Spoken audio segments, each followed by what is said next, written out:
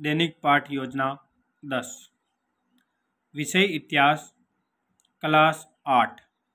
प्रकरण है भाई हमारा आदिवासियों का जीवन। अब यहाँ पे ये पूर्णतः बोले ना, विद्यालय का नाम, जिस विद्यालय में आपको इंटर्नशिप मिली वो विद्यालय का नाम, दिनांक और क्लास।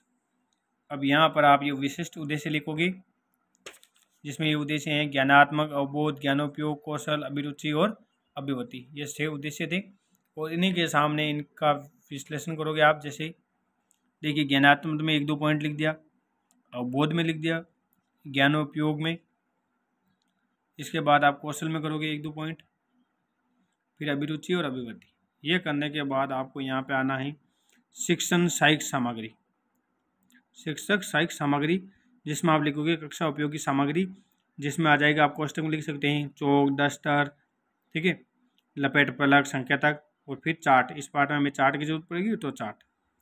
शिक्षण विधि, शिक्षण विधि में आप लिखोगे व्याख्यान विधि और प्रश्नोत्तर विधि।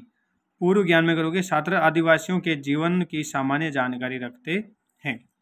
ये करने के बाद आपको नेक्स्ट पेज पे प्रस्तावना प्रश्न करना है। यह है हमारे प्रस्तावना प्रश्न। हमें आग जलाने हेतु किसकी आवश्यकता होती है? तो बच्चे कहेंगे लकड़ी की। लकड़ी कहाँ से प्राप्त होती हैं? जंगलों से।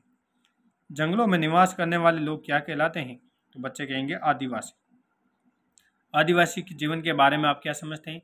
तो समस्यात्मक प्रश्न हो जाएगा, बच्चा इसका उत्तर न दे पाएंगे। तो ये उद्देश्य कथन होगा।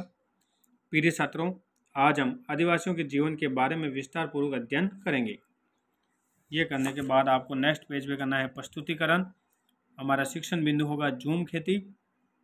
विकासात्मक प्रश्न करेंगे झूम खेती तक पहुंचने के लिए।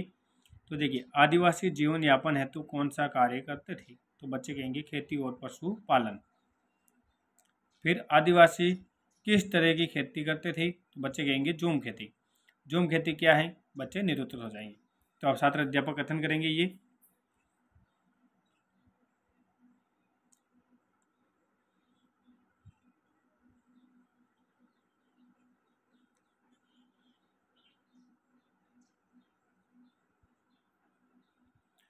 ये छात्र अध्यापक कथन करने के बाद आप छात्र क्रिया में लिखोगे, छात्र ध्यानपूर्वक सुनेंगे, समझेंगे, साइंपट कार्य नोटबुक में उतारेंगे। ये साइंपट कार्य होगा। झूम खेती, कुमुद खेती, राख यानी पोटाश की मात्रा फुल होती है प्रतिभूमि। ये साइंपट सारांश लिखना आपके पाठ का। ये लिखने के बाद बोर्ड प्रश्न करेंगे राग में कौन सा तत्व होता है। फिर आप नेक्स्ट पेज में लेंगे सेक्शन बिंदु 2। हमारा सेक्शन बिंदु 2 है, अध्ययन बिंदु 2 है पशुपालक, जिसमें विकासात्मक प्रश्न पूछेंगे। आदिवासी लोग खेती के अलावा अन्य कौन सा कार्य करते हैं? तो बच्चे कहेंगे पशुपालन।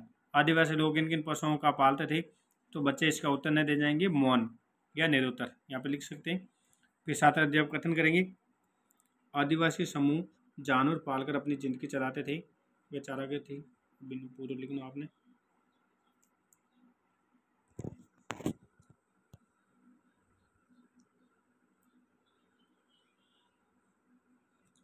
ये करने के बाद आपको छात्र क्रिया में करेंगे, छात्र ध्यानपूर्वक सुनेंगे तथा समझेंगे।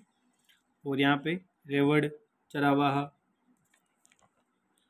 ठीक है। ये करने के बाद आपको बोध प्रश्न आना है। बोध प्रश्न है पुनरावृत्ति प्रश्न। कश्मीर के बकरवाल लोग क्या पालते थे और रेवड़ क्या है? 2 बोध प्रश्न। फिर आपको आना है मूल्यांकन प्रश्न करना है। तो ये है मूल्यांकन प्रश्न। जंगलों से एकत्रित चीज़ों को ठीक से स्थान लोग काम में लेते थे। झूम खेती में बीज बोने के तरीकों को कहा जाता था खाली जगह हिंदू। फिर रेवड़ क्या है? आदिवासी मुख्यतः किन जानवरों को पालते थे और आबाड़िया समुदाय कहाँ पर निवास करता?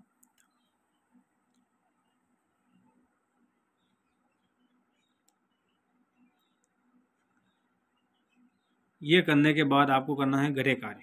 देना बच्चों को आदिवासियों के जीवन के बारे में संक्षेप में लिखिए।